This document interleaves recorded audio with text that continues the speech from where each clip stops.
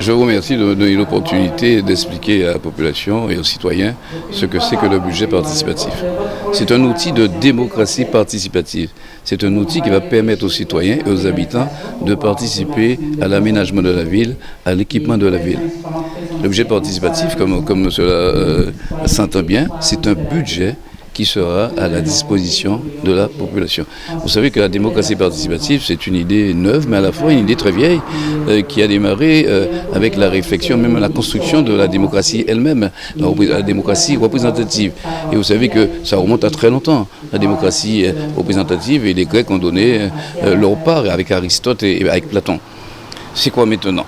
Maintenant, après toutes les démarches de proximité, de consultation de la population, après les conseils consultatifs, il faut passer à une nouvelle phase de responsabilité citoyenne. Nous allons faire un appel à projet au niveau de la ville. Les citoyens vont répondre, mais pas les associations. Ils vont répondre en groupe, pas un individuel non plus, en groupe. Répondre en groupe parce que c'est, disons, le quartier, la ville qui se rassemble pour dire voilà ce qui manque. Et nous voulons le faire, nous voulons le concevoir.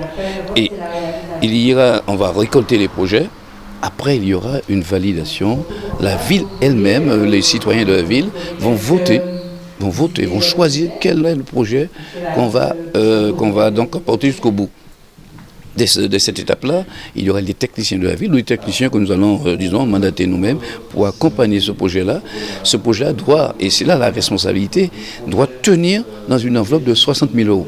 Parce que vous savez, les citoyens parfois nous demandent de faire, il n'y a qu'à faire. Eh bien là, on leur dira, faites, mais vous avez un budget. Donc c'est comme une petite ville qui va fonctionner avec un budget. Cela va permettre de construire la responsabilité, en même temps la participation. À côté du budget représentatif, voté par la représentation populaire, démocratique, il y aura le budget de la population elle-même va participer. Mais il y a un critère, il faut que l'équipement, l'ouvrage ou la chose à réaliser entre dans la dynamique, dans le projet de ville que nous avons mis à la disposition de l'ensemble des citoyens. Ici à Galara, nous avons une maison de la démocratie participative, je ne vous cache pas, et de la citoyenneté, qui a quelques difficultés à trouver,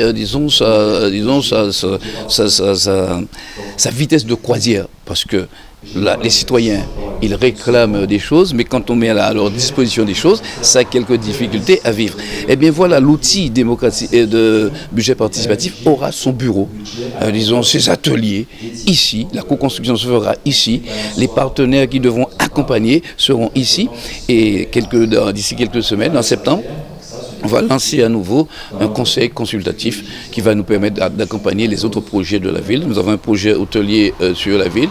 Et bien ce projet hôtelier ne passera pas seulement en conseil municipal, passera aussi devant le conseil consultatif. Il faut que le citoyen apprenne à participer en amont et qu'on sorte, permettez-moi de le dire, de la critique en permanence et qu'on arrive véritablement à la construction en permanence. Alors pour ce dispositif, nous avons voté au conseil municipal une enveloppe de 60 000 €. Tout à fait, puisque nous avons une norme, c'est quand même cadré et c'est entre 0 et 5%. Donc nous avons opté 60 000 € qui correspond à peu près à 0,5%.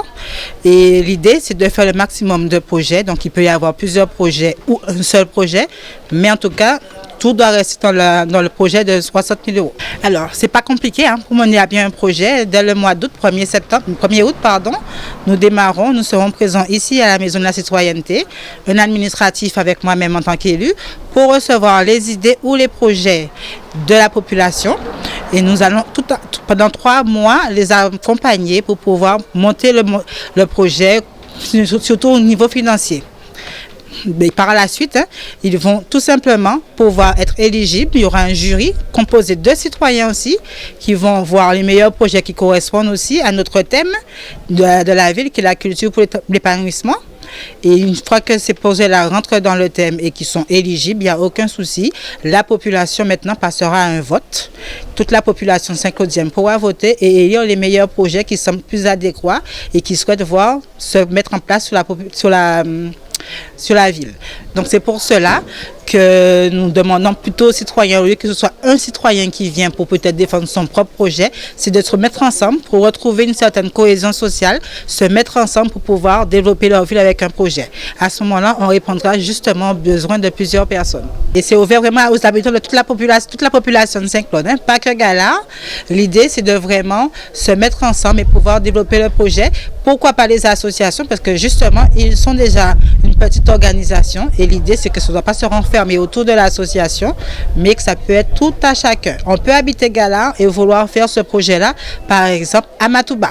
Si on aime aller se promener à Matouba, on se rend compte qu'il manque quelque chose, on peut demander à mettre en place ce projet-là à Matouba et que ce sera voté par toute la population. L'idée, c'est d'aider les personnes dans les quartiers aussi à aller de quartier en quartier et de faire corps ensemble. C'est ouvert depuis aux jeunes de 16 ans. Donc on peut aussi bien récupérer une idée d'un enfant de 14 ou 15 ans qui ne peut pas participer et ce sera monté par des jeunes de 16 ans ou encore des parents, des voisins, des adultes.